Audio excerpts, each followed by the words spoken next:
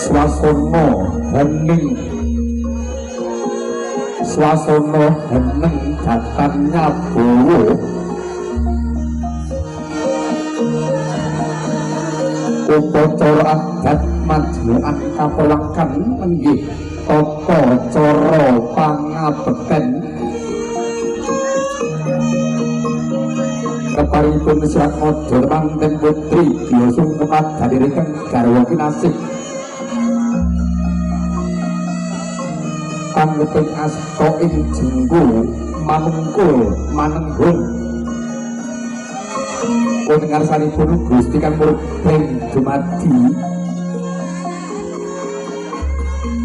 pangajaping sedya ini kepareng kala krama pikantuk wahyuning judul wahyuning kala krama wahyuning katentreman wahyuning kabahagiaan guyub rukun atuk runtuk rukun bunyo prating delahan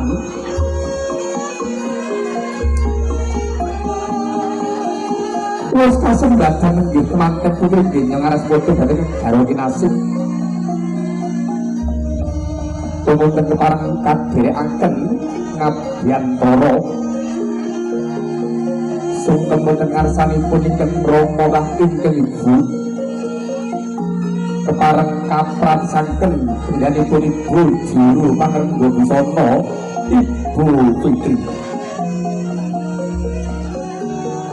tumapa ing gati lampahing upacara sungkeman wis kepareng samapta pusaka piandel cinopot canila jangkep linawas pangajaping sedherek kepareng sungkem sampun ngantos wonten pambudha pangrencana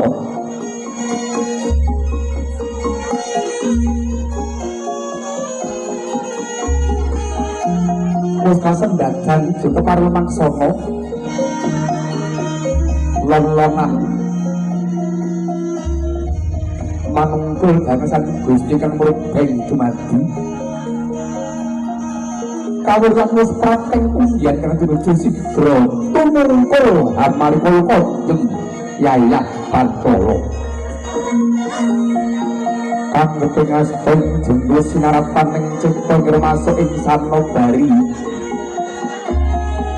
hanya nyadong rumentaing pamaksating Rama lan Ibu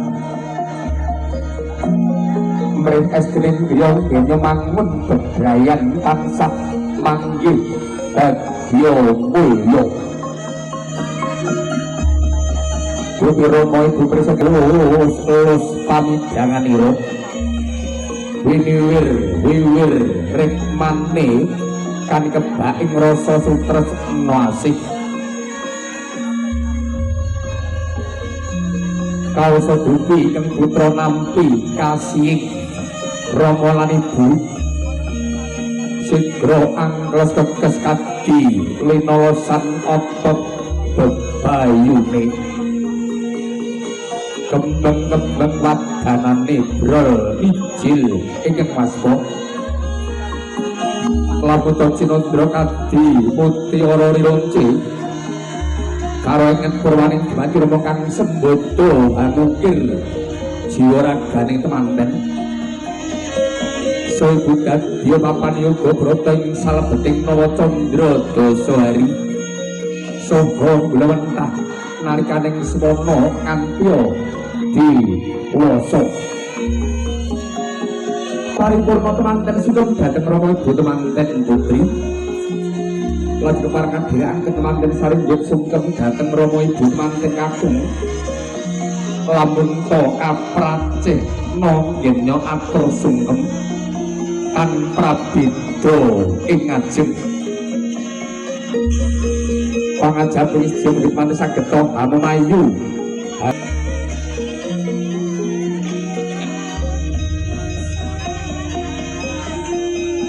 langgeng kaparipurna menggih temanten nggih nyuwun parang sugeng dhateng Rama Ibu temanten saringgih tumapai dadi kelajengaken lampahing tata cara dongan kacar kucur rupa kaya tampa guna mandura jeri pangantika dereng kawis lesan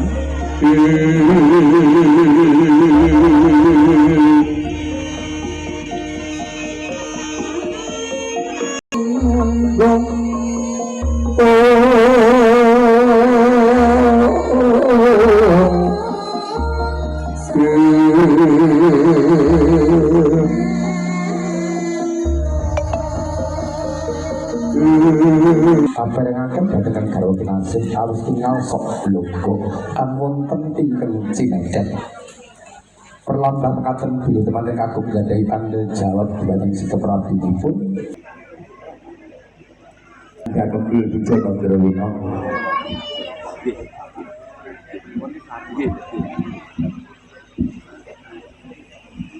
sing bating buku jenar buku sare pangan jenar awarna kuning warna kuning pekaten perlambang kerukunan ayo no pelak 6 semonggo ya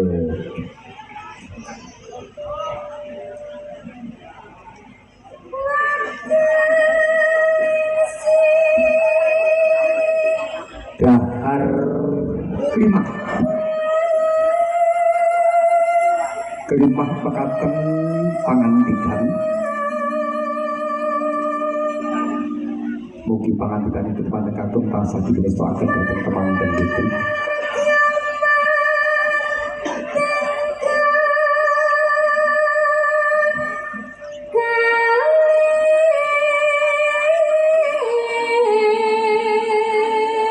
saling menyuapi bulan-bulanan monggo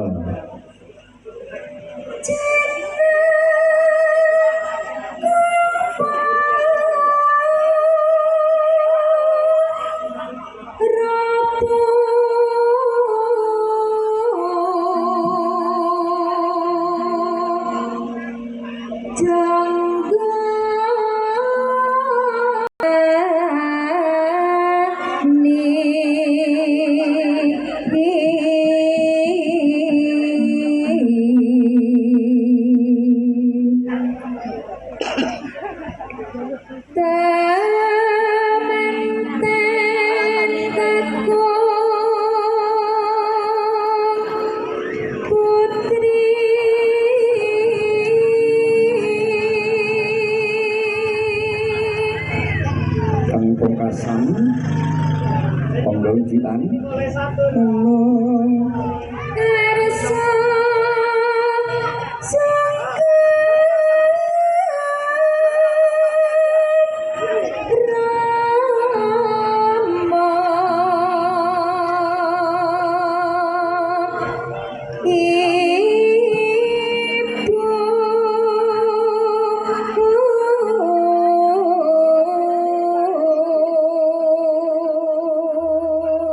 Wananu